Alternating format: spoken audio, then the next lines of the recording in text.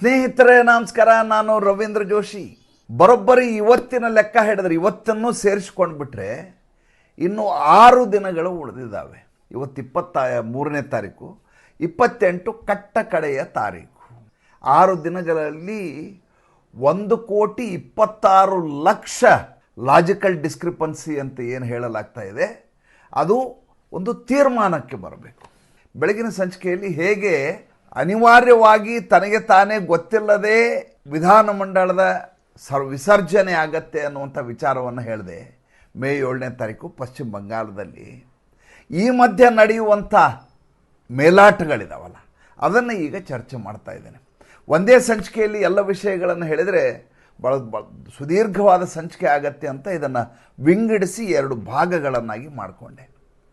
ಒಂದೇ ಸಂಚಿಕೆಯಲ್ಲಿ ಹೇಳಿದರೆ 30-35 ನಿಮಿಷ ಆಗಿಬಿಡುತ್ತೆ ಅನ್ನುವಂಥ ಕಾರಣಕ್ಕೋಸ್ಕರ. ಮೊನ್ನೆ ಸುಪ್ರೀಂ ಕೋರ್ಟ್ ಹೇಳಿದ್ದೇನು, ಸುಪ್ರೀಂ ಕೋರ್ಟು ಯಾವಾಗಲೂ ಏನು ಮಾಡುತ್ತೆ ಅಂದರೆ ಸರ್ಕಾರವನ್ನು ತರಾಟೆಗೆ ತೆಗೆದುಕೊಳ್ಳುತ್ತೆ, ನಿರ್ದೇಶನವನ್ನು ಕೊಡುತ್ತೆ, ಈ ದಿನಾಂಕವನ್ನು ನಿಗದಿಪಡಿಸಿ ಇಷ್ಟರೊಳಗೆ ಆಗಲೇಬೇಕು, ಬಂದು ನನ್ನ ಎದುರಿಗೆ ವರದಿಯನ್ನು ಕೊಡಿ ಅಂತ ಹೇಳುತ್ತೆ. ಅದೆಲ್ಲ ದಾಟಿ ಆಗಿ ಹೋಗಿದೆ. ಪಶ್ಚಿಮ ಬಂಗಾಳದ ವಿಚಾರದಲ್ಲಿ SIR ಕುರಿತಾದಂಥ ನಡೀತಾ ಇರುವಂಥ ವಿಚಾರಣೆಯ ಸಂದರ್ಭದಲ್ಲಿ ಚುನಾವಣಾ ಆಯೋಗ ಮಾಡ್ತಾ ಇರುವಂಥ ಮತದಾರರ ಪಟ್ಟಿಯ ಪರಿಷ್ಕರಣೆಯ ಕುರಿತಾಗಿ ರಾಜೀವ್ ಕುಮಾರ್ಗೆ, ಅಲ್ಲಿ ಪಶ್ಚಿಮ ಬಂಗಾಳದ DGP ಇದಾರಲ್ಲ, ರಾಜೀವ್ ಕುಮಾರ್ಗೆ ನೀವು ವೈಯಕ್ತಿಕವಾಗಿ ಅಫಿಡೇವಿಟ್ ಕೊಡಬೇಕು ಅಂತ ಹೇಳಿತ್ತು supreme court. Chief justice Suryakant ಅವರು ಹೇಳಿದರು. ಈಗ ತನ್ನ ಹುದ್ದೆಯಲ್ಲಿದ್ದು ಅದರ ಕಾರ್ಯಭಾರದ ಅಫಿಡೇವಿಟ್ ಕೊಡು ಅಂತ ಹೇಳೋದು ಬೇರೆ, ನೀವು ಲಾ ಆ್ಯಂಡ್ ಆರ್ಡರ್ ಮೇಂಟೈನ್ ಮಾಡೋ ಪ್ರಶ್ನೆ ಅಷ್ಟೇ ಅಲ್ಲ, ನೀವು ಕೊಡಬೇಕಾದಂಥ ಈ ಚುನಾವಣಾ ಆಯೋಗದ ಸಿಬ್ಬಂದಿ ವರ್ಗಕ್ಕೆ ಕೊಡಬೇಕಾದಂಥ ಭದ್ರತೆಯನ್ನು ಯಾಕೆ ಕೊಟ್ಟಿಲ್ಲ, ಅದ್ರ ಬಗ್ಗೆ ಖಾಸಗಿಯಾಗಿ ನೀವು ಅಫಿಡೇವಿಟ್ ಕೊಡು ಅಂತ ಹೇಳಿದರು. ಇದಕ್ಕಿಂತ ತರಾಟೆಗೆ ತೆಗೆದುಕೊಂಡದ್ದು ನಾನು ನೋಡಲೇ ಇಲ್ಲ. ಇದನ್ನು ಮೀರಿ ಸುಪ್ರೀಂ ಕೋರ್ಟ್ ಏನು ಮಾಡ್ಬೋದಿತ್ತು? ಸುಪ್ರೀಂ ಕೋರ್ಟು ಕೇಂದ್ರಕ್ಕೆ ನಿರ್ದೇಶನವನ್ನು ಕೊಡ್ಬೋದಿತ್ತು. ಇಲ್ಲಿ ಲಾಲೆಸ್ ಇದೆ, ಇಲ್ಲಿ ಲಾ ಆಫ್ ದ ಲ್ಯಾಂಡನ್ನು ಮೇಂಟೈನ್ ಮಾಡ್ತಾ ಇಲ್ಲ, ಮುಂದಿನ ಕ್ರಮವನ್ನು ಕೇಂದ್ರ ಗೃಹ ಸಚಿವಾಲಯ ತೆಗೆದುಕೊಳ್ಳಬೇಕು ಅಂತ ಆದೇಶ ಮಾಡ್ಬೋದಿತ್ತು. ಆದರೆ ಸುಪ್ರೀಂ ಕೋರ್ಟ್ ಆ ರೀತಿ ಮಾಡಲಿಲ್ಲ.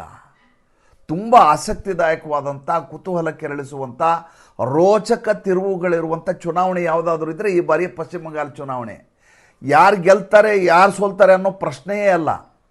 ನಾನು ಖಾಯಂ ಆಗಿ ಸರ್ವಾಧಿಕಾರಿಯಾಗಿ ಈ ದೇಶದಲ್ಲಿ ಒಂದು ರಾಜ್ಯವನ್ನು ನನ್ನ ತೆಕ್ಕೆಯಲ್ಲಿ ಇಟ್ಕೋತೀನಿ ಅಂತ ಹೇಳ್ತಾ ಇರುವಂಥ ಮಮತಾ ಬೇಗಂ ಅವ್ರ ಬಗ್ಗೆ ನಾನು ಮಾತಾಡ್ತಾ ಇರೋದು. ನನ್ನ ಟರ್ಮ್ ಮುಗಿದು ಹೋಗುತ್ತೆ ಅನ್ನುವಂಥ ಕಲ್ಪನೆಯೇ ಆ ಹೆಣ್ಮಗಳಿಗಿಲ್ಲ.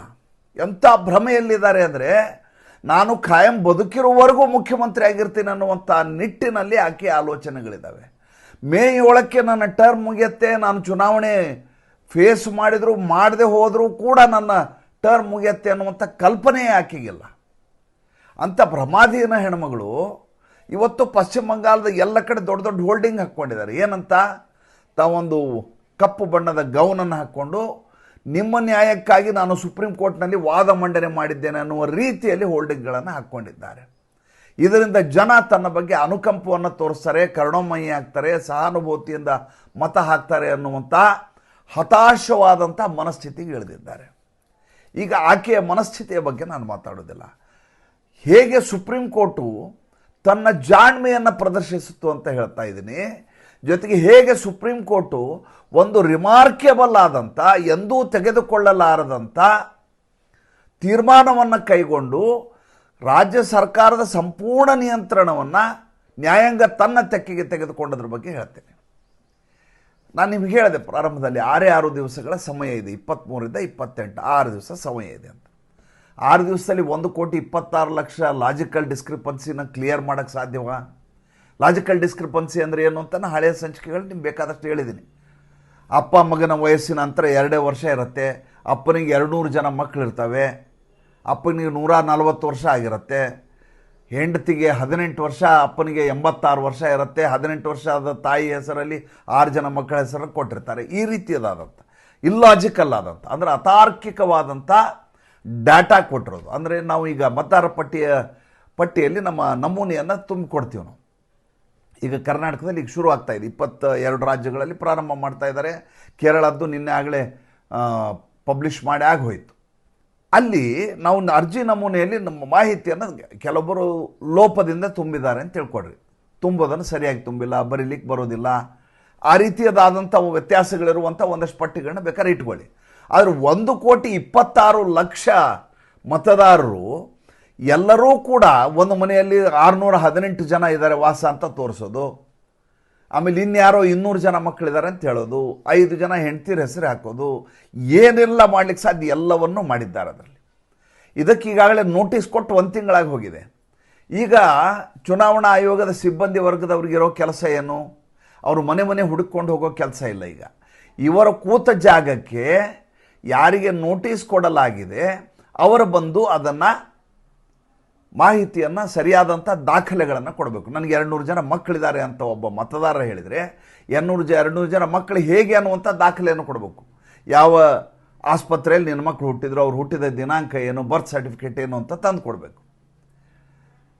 ಅಂದರೆ ಸಂಬಂಧಪಟ್ಟಂಥ ದಾಖಲಾತಿಗಳು ಬೇಕಲ್ವ. ನೀವು ಈ ದೇಶದಲ್ಲಿ ಹುಟ್ಟಿದ್ದೀರಿ, ಇಲ್ಲೇ ಓದಿದ್ದೀರಿ ಅನ್ನಲಿಕ್ಕೆ ನಿಮಗೇನು ದಾಖಲೆ ಬೇಕಲ್ಲ.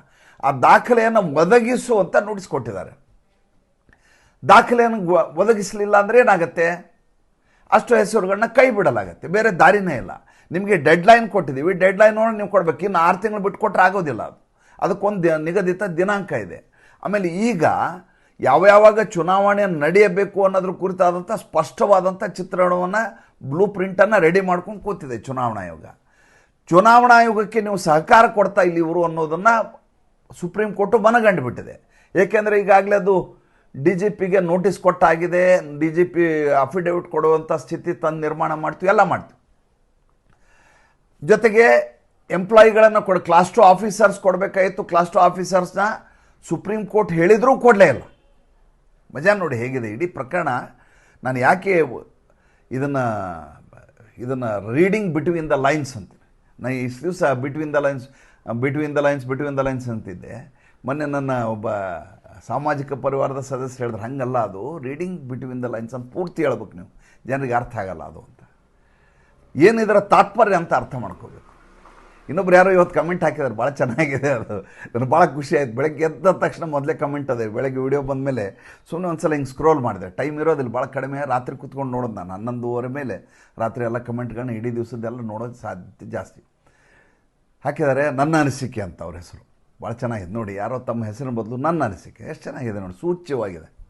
ಅವ್ರು ಹೇಳ್ತಾರೆ ನೀವು ಕಮೆಂಟ್ ಹಾಕು ಅಂತ ಹೇಳ್ತೀರಿ, ಕಮೆಂಟ್ ಹಾಕಿದರೆ ಸಿಟ್ಟು ಮಾಡ್ಕೋತೀರಿ ನೀವು ಅಂತ. ನೋಡಿ, ಸಾಮಾಜಿಕ ಪರಿವಾರದ ಸದಸ್ಯರಲ್ಲಿರುವಂಥ ಬಂಧ ಇದು. ನಾವು ಸಿಟ್ಟು ಮಾಡ್ಕೊಂಡ್ರೆ ಬೇಸರ ಮಾಡ್ಕೋತಾರೆ ಅವ್ರು ಬೇಸರ ಮಾಡ್ಕೊಂಡ್ರೆ ನಾ ಸಿಟ್ಟು ಮಾಡ್ಕೋತೀನಿ. ನೀವು ಯಾಕೆ ಬೇಸರ ಮಾಡ್ಕೋತೀರಿ ಅಂತೇಳಿ. ಅಂದರೆ ಇಬ್ಬರ ಮಧ್ಯೆ ಇರುವಂಥ ಬಂಧವನ್ನು ತೋರಿಸುತ್ತೆ. ನಾ ಸಿಟ್ಟು ಮಾಡ್ಕೊಳ್ಳೋದಿಲ್ಲ. ಕೆಲವೊಂದು ಸಲ ನನ್ನ ಅಸಹಾಯಕತೆ ಇದ್ದಾಗಲೂ ನೀವು ನಮ್ಮನ್ನು ಪ್ರಶ್ನೆ ಮಾಡ್ತಿರಲ್ಲ. ಇಷ್ಟೆಲ್ಲ ನನ್ನನ್ನು ನಾನು ಸಮರ್ಪಣೆ ಮಾಡ್ಕೊಂಡಿದ್ದೀನಿ, ಇಡೀ ದಿವಸ ಇದನ್ನು ಬಿಟ್ಟು ಬೇರೆ ಏನೂ ಮಾಡೋದಿಲ್ಲ, ನಾನು ಸಾಮಾಜಿಕ ಜೀವನನೇ ಇಲ್ಲ, ನನಗೆ ಹೊರಗಡೆನೇ ಹೋಗಲ್ಲ, ಇಡೀ ದಿವಸ ಓದೋದು ಬರೆಯೋದು ನೋಟ್ಸ್ ಮಾಡೋದು, ಏನು ಹೊಸದನ್ನು ಹೇಳಿ ಅಂತ ತುಡಿತಾ ಬೆಳಗ್ಗೆ ಎದ್ದ ತಕ್ಷಣ ಕಣ್ಣು ಬಿಟ್ಟ ತಕ್ಷಣ ನನ್ನ ಆಲೋಚನೆ ಅದೇ ಬರ್ತದೆ, ಬೇರೆ ಏನೂ ಆಲೋಚನೆನೇ ಬರಲ್ಲ. ಹಂಗಿರುವಾಗ ಕೆಟ್ಟದಾಗಿ ಕಮೆಂಟ್ ಮಾಡಿದರೆ, ಅವಾಚ್ಯವಾಗಿ ಮಾತಾಡಿದರೆ ಬೇಸರ ಆಗುತ್ತೆ, ಸ್ವಾಭಾವಿಕ ಅದು. ಆ ಬೇಸರ ಆಗಿದ್ದನ್ನು ನಾನು ನಿಮಗೆ ಹೇಳಲೇಬೇಕು. ನನ್ನ ಬೇಸರ ಆಯ್ತು ನೀವು ಹೀಗೆಲ್ಲ ಅಂದ್ರಿ ನೀವು ಅಂತ. ನೀವು ಹಂಗೆಲ್ಲ ಕಮೆಂಟ್ ಹಾಕಿಬಿಡ್ತೀರಿ, ಸಿಟ್ಟು ಮಾಡ್ಕೋತೀರಿ. ಇಲ್ಲ, ಸಿಟ್ಟು ಮಾಡ್ಕೊಳ್ಳಲ್ಲ ನಾನು. ನೀವು ನನ್ನ ಜೊತೆ ಇರುವಂಥ ನನ್ನ ಬಂಧು ನೀವು. ಅದು ಹೆಂಗೆ ಸಿಟ್ಟು ಮಾಡ್ಕೊಂಬಿಡೋಕ್ಕಾಗತ್ತೆ? ಒಂದು ವೇಳೆ ಸಿಟ್ಟು ಮಾಡ್ಕೊಂಡೆ, ನನ್ನ ಮಕ್ಕಳ ಮೇಲೆ ಸಿಟ್ಟು ಮಾಡ್ಕೊಂಡೆ, ಹೆಂಡತಿ ಮೇಲೆ ಸಿಟ್ಟು ಮಾಡ್ಕೊಂಡೆ, ನಮ್ಮ ಅವ್ವನ ಮೇಲೆ ಸಿಟ್ಟು ಮಾಡ್ಕೊಂಡು 2 ಸೆಕೆಂಡ್ ಇರ್ತದೆ. ಆಮೇಲೆ ನಮ್ಮ ಜೊತೆ ಇರೋರೆ ಅಲ್ವಾ ನೀವು, ಅದು ಹೆಂಗೆ ಬಿಟ್ಬಿಡ್ತೀವಿ ನಾವು ನಿಮ್ಮನ್ನು ಅಲ್ವಾ? ಇರಲಿ, ವಿಷಯ ಬೇಡ, ಆ ವಿಷಯ ಬೇಡ. ಈಗ ಮಾತಾಡ್ತಾ ಬಂತು ಮಧ್ಯೆ, ಕ್ಷಮೆ ಇರಲಿ. ಹೀಗಿರುವಾಗ ಸುಪ್ರೀಂ ಕೋರ್ಟ್ ಒಂದು ಆಲೋಚನೆ ಮಾಡ್ತೀವಿ. ಏನಂತ ಆಲೋಚನೆ ಮಾಡ್ತೀವಿ? ಈ ರಾಜ್ಯ ಸರ್ಕಾರದ ಮೇಲೆ ನಾವು ಸಂಪೂರ್ಣವಾಗಿ ಬಿಟ್ಬಿಟ್ರೆ ಈ SIR ಆಗಲಾರ್ದಂಗೆ ಅಸಹಕಾರ ಕೊಟ್ಟು ಎಷ್ಟು ಸಾಧ್ಯವೋ ಅಷ್ಟು ನಿಧಾನ ಮಾಡಿಬಿಡ್ತಾರೆ ಇವರು. ಜುಡಿಷಿಯರಿ ಇದರ ಮಧ್ಯಪ್ರವೇಶ ಮಾಡಬೇಕು ಅಂತ. ಭಾಳ rarest of the rare case ಇದು.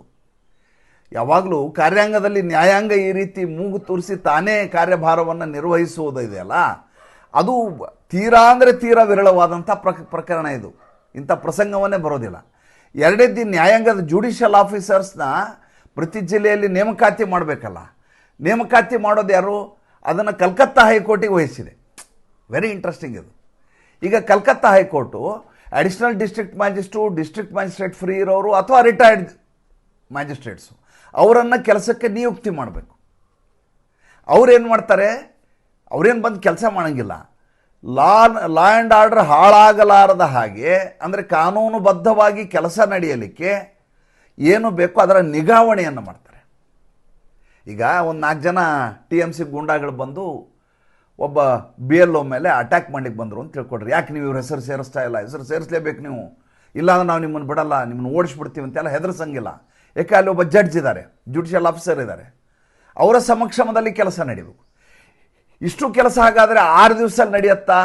ಗೊತ್ತಿಲ್ಲ. 6 ದಿವಸ, ಯಾಕಂದರೆ ಈಗ ಡಿಜಿಟಲ್ ಕಾಲ, ಅವರಾಗೆ ಬಂದು ಫಾರ್ಮ್ ಕೊಡಬೇಕು, ಫೀಡ್ ಮಾಡಬೇಕು, ತಾಂತ್ರಿಕವಾಗಿ ಅದು ಎಷ್ಟು ಮಟ್ಟಿಗೆ ಸಾಧ್ಯ ಇಲ್ಲ ನನಗೆ ಗೊತ್ತಿಲ್ಲ. ಆದರೆ ಒಂದಂತೂ ದಿಟ್ಟ, 28ನೇ ತಾರೀಕು ಒಂದು ವೇಳೆ ಇದು ಮುಗಿದು ಪಬ್ಲಿಷ್ ಆಗಲಿಲ್ಲ ಅಂತ ತಿಳ್ಕೊಡ್ರಿ, ಏನೂ ನಷ್ಟ ಇಲ್ಲ. ಚುನಾವಣಾ ದಿನಾಂಕವನ್ನು ಮುಂದೂಡಲಾಗುವುದು ಅನ್ನುವಂಥ ಸೂಚನೆಯನ್ನು ಸುಪ್ರೀಂ ಕೋರ್ಟಿಗಾಗಲೇ ಕೊಟ್ಬಿಟ್ಟಿದೆ. ನೋಡಿ ಮಜಾ ನೋಡಿ, ಮೊನ್ನೆ ಸುಪ್ರೀಂ ಕೋರ್ಟಿಗೆ ಜುಡಿಷಿಯಲ್ ಆಫೀಸರ್ಸ್ನ ಅಪಾಯಿಂಟ್ ಮಾಡಲಿಕ್ಕೆ ನಿರ್ದೇಶನವನ್ನು ಕಲ್ಕತ್ತಾ ಹೈಕೋರ್ಟಿಗೆ ಕೊಡ್ತೀವಿ ಶುಕ್ರವಾರ ದಿವಸ. ಮಮತಾ ಬೇಗಮ್ ಅವ್ರ ರಿಯಾಕ್ಷನ್ ಹೇಗಿರ್ಬೇಕು ಇದಕ್ಕೆ? ನಾವು ಕಾರ್ಯಾಂಗ ಇರುವಾಗ ನ್ಯಾಯಾಂಗ ಮೂಗು ತೋರಿಸೋದು ಯಾಕೆ ಅಂತ ಕೇಳ್ಬೇಕಾಕೆ ಅಲ್ವಾ? ಸ್ವಾಭಾವಿಕವಾಗಿ ಚುನಾವಣಾ ಆಯೋಗ ಬಂದು ನಿನ್ನ ರಾಜ್ಯದಲ್ಲಿ ಕೆಲಸ ಮಾಡ್ತೀನಿ ಅಂತ ಹೇಳಿದಾಗ ಆ ರಾಜ್ಯ ಸಹಕರಿಸಿ ತನ್ನ ಸಿಬ್ಬಂದಿಯನ್ನು ಚುನಾವಣಾ ಆಯೋಗದ ಸಿಬ್ಬಂದಿಯನ್ನಾಗಿ ಮಾರ್ಪಡಿಸಿ ಡೆಪ್ಯೂಟ್ ಮಾಡಿ ಕೆಲಸ ಆಗುವ ಹಾಗೆ ನೋಡ್ಕೋಬೇಕು. ಇದು ಇರುವಂಥ ಸಂಪ್ರದಾಯ, ಪದ್ಧತಿ, ಪ್ರೋಟೋಕಾಲ್. ಇದು ರಾಜ್ಯ ಸರ್ಕಾರ ಸಹಕಾರ ಕೊಡ್ತಾ ಇಲ್ಲ ಅನ್ನೋದನ್ನು ಮನಗಂಡಿದೆ ಸುಪ್ರೀಂ ಕೋರ್ಟು. ಸುಪ್ರೀಂ ಕೋರ್ಟು ರಾಜ್ಯ ಸರ್ಕಾರವನ್ನು ಬದಿಗಿರಿಸಿ ಕಲ್ಕತ್ತಾ ಹೈಕೋರ್ಟಿಗೆ ನಿರ್ದೇಶನ ಕೊಡ್ತೀವಿ. ಹಾಗಾದರೆ ಮಮತಾ ಬೇಗಮ್ ಅವ್ರ ರೋಲ್ ಏನು? Mamata Begum is nowhere in the picture ನಾವು. ಇದನ್ನು ಮಮತಾ ಬೇಗಮ್ ಸ್ವಾಗತಿಸಿದ್ದಾರೆ. ಪಶ್ಚಿಮ ಬಂಗಾಳದ ಮುಖ್ಯಮಂತ್ರಿ ಸುಪ್ರೀಂ ಕೋರ್ಟ್ ನೀಡಿರುವಂಥ ನಿರ್ದೇಶನ ಏನಿದೆ, ಈ ರೀತಿ ಜುಡಿಷಿಯಲ್ ಆಫೀಸರ್ಸ್ ಅಪಾಯಿಂಟ್ ಮಾಡೋದನ್ನು ಸ್ವಾಗತಿಸಿ ಸುಪ್ರೀಂ ಕೋರ್ಟ್ ನೀಡಿರುವಂಥ ಇದಕ್ಕೆ ನಾವು ಬದ್ಧರಾಗಿದ್ದೇವೆ ಅಂತ ಹೇಳ್ಬಿಟ್ಟಾರೆ. ಅಂದರೆ ಯಾವ ಮೂಢತೆಯಲ್ಲಿ ಅವರಿದ್ದಾರೆ ಅನ್ನೋದನ್ನು ನಾವು ಅರ್ಥ ಮಾಡ್ಕೋಬೇಕು. ಈಗ ಆಗಿರುವ ಲಿಸ್ಟಿನ ಪ್ರಕಾರ 1,26,00,000 ಜನ ಹೆಸರು ಬಿಟ್ಟಿರೋದು, ಈಗಾಗಲೇ ಹೋಗಿರೋ 56 ಲಕ್ಷ ಎಲ್ಲ ತೆಗೆದ್ರೆ ಒಂದು ಕಾನ್ಸ್ಟಿಟ್ಯೂನ್ಸಿ, ಒಂದು ವಿಧಾನಸಭಾ ಕ್ಷೇತ್ರಕ್ಕೆ 19,000 ಮತದಾರರ ಸಂಖ್ಯೆ ಕಡಿಮೆ ಆಗುತ್ತೆ. ಇವರೆಲ್ಲ ನಕಲಿಗಳಿವರು. ಯಾವ ಮಟ್ಟಿಗೆ ನಕಲಿಗಳು ಅಂದರೆ, ನೀವು ನೋಡಿದರೆ ನಿನ್ನೆ 3 ಕಡೆ ಉಗ್ರರ ದಾಳಿ ಆಗಿದೆ. ಒಂದು ಜಮ್ಮುನಲ್ಲಾಗಿದೆ, ಆಮೇಲೆ ಬಾಂಗ್ಲಾದೇಶಿ ಉಗ್ರರು ಬಂದು ಮಾಡಿದ್ದು.